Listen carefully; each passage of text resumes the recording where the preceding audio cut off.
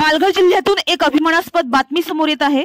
गीता प्रज्ञा शोध या स्पर्धेत बोईसर येथील रहिवासी आणि तारापूर विद्या मंदिर या शाळेत शिकणारी लावण्या वैभव मेस्त्री हिने शालेय स्तरावर प्रथम क्रमांक पटकावला आहे आणि आजच्या घडीला गीता प्रज्ञा शोध या स्पर्धेत प्रथम येणं हे कौतुकास्पद आहे।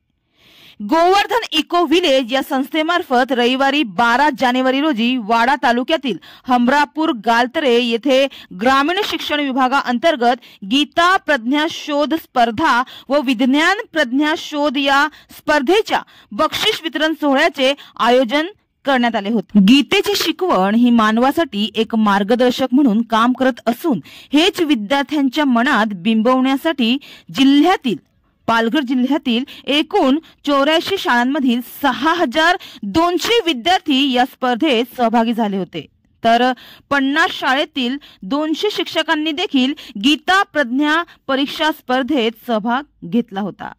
तसेच विज्ञान प्रज्ञा शोध स्पर्धा या परीक्षेत 68 शाळांमधील 4300 विद्यार्थी सहभागी झाले होते, तर गीता प्रज्ञा शोध परीक्षेत तारापूर विद्या मंदिर या शाळेत शिकणारी आणि बोईसर येथील विद्यार्थिनी लावण्या वैभव मेस्त्री हिने प्रथम क्रमांक पटकावला आहे, तर संस्कृती कोठारी हिने द्वितीय क्रमांक पटकावला आहे।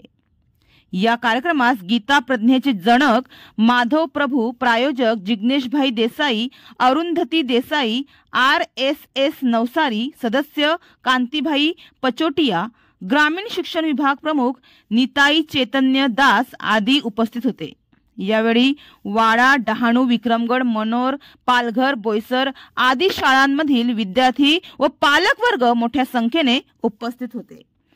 तर यावेळी बक्षीसपात्र विद्यार्थ्यांना प्रमाणपत्र, प्रमाण चिन्ह, शालेय उपयोगी वस्तू, रोख रक्कम व पुस्तकांचे वाटप करण्यात आले। मानवी जीवन जगताना असंख्य अडचणी येत असतात।